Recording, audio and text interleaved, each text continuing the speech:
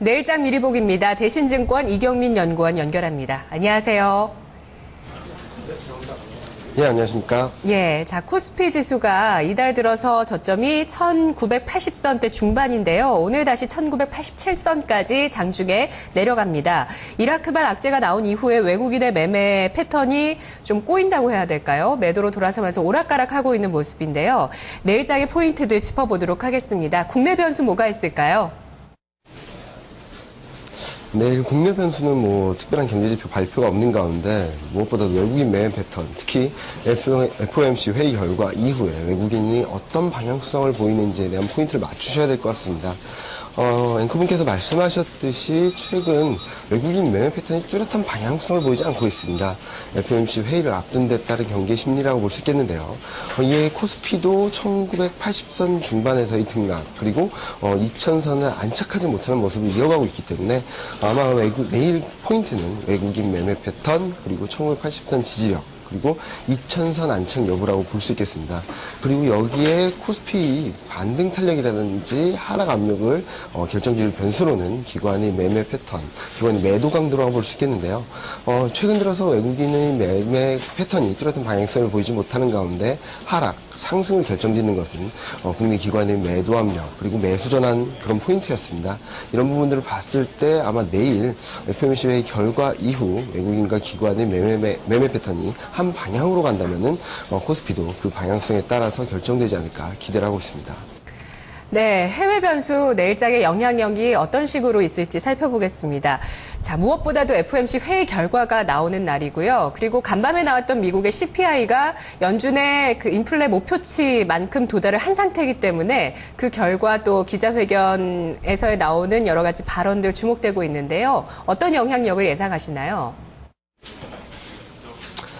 네, 일단 이번 FOMC 회의에서는 자산 매입 규모를 100억 달러 추가적으로 축소할 것으로 예상되고 있고요. 이런 부분들은 많은 분들이 예상을 하고 있는 부분입니다.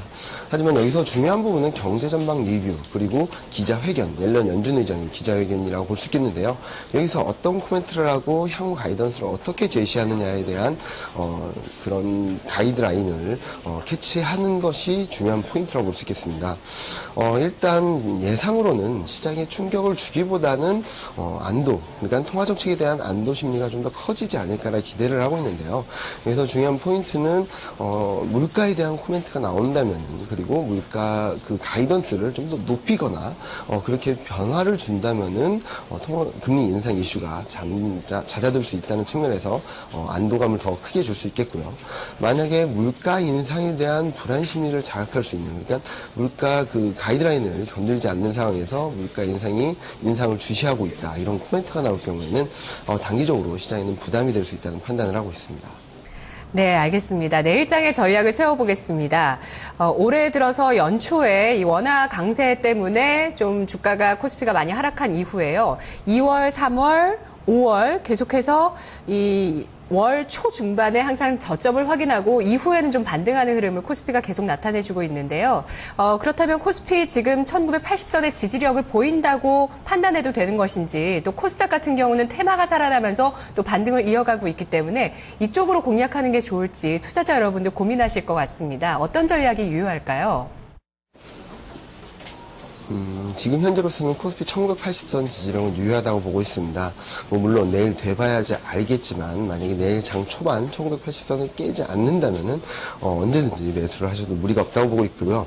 만약에 매매 패턴을 가져가시는 데 있어서 내일 가이드라인은 1980선 지지력 여부, 그리고 외국인과 기관의 매매 패턴, 장 초반부터 매수, 매도 한 방향성으로 결정된다면은 아마 내일은 그 방향으로 장 후반까지 쭉 이어지지 않을까라는 생각을 하고 있습니다. 이런 가운데서 주목할 부분은 원화 강세가 좀 더 추가적으로 이어질 수 있습니다.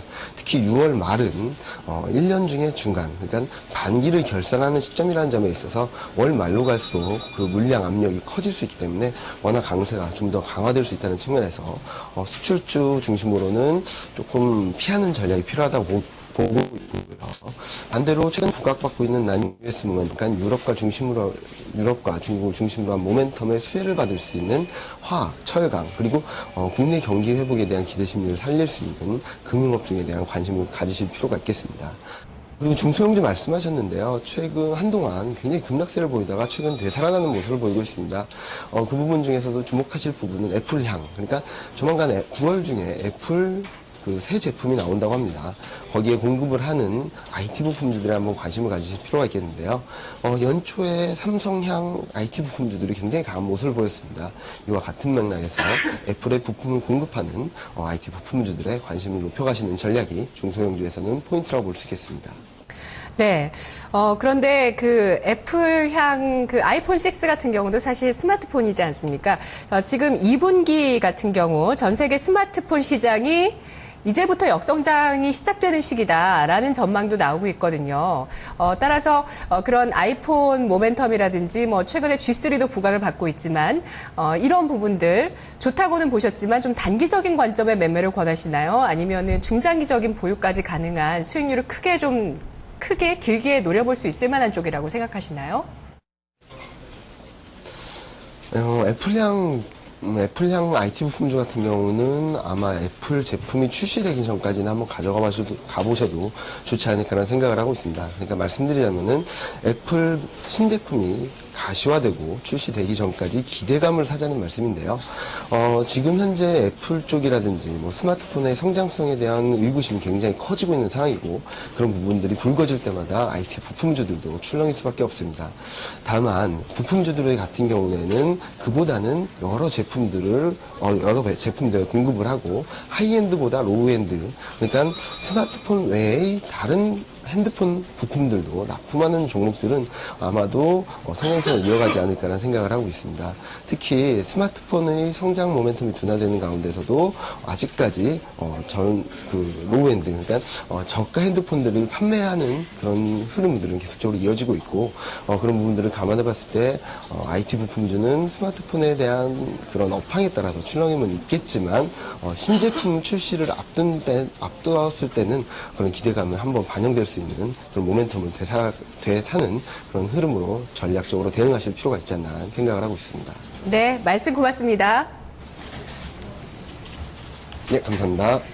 네, 자, 코스피, 코스닥 모두 대응할 만한 영역들이 있다고 보고 있습니다. 가이드라인을 제시해주고 있는데요. 코스피 같은 경우는 1980선의 지지력을 보면서 지지될 쪽에 좀 가능성을 두면서 내일장 흐름 보시면서 접근해보시는 게 좋겠다고 합니다. 반기 말을 앞두고 원화 강세 모멘텀이 강해질 수 있는 가능성, 철강, 화학, 또 금융주 쪽을 보고 있고요. 애플의 아이폰 6 출시가 8, 9월 정도로 예상되는데요. 이때까지 이런 관련 애플향 IT 부품주 가져가실 만한 모멘텀이 된다고 보고 있습니다. 내일장 미리 보기였습니다.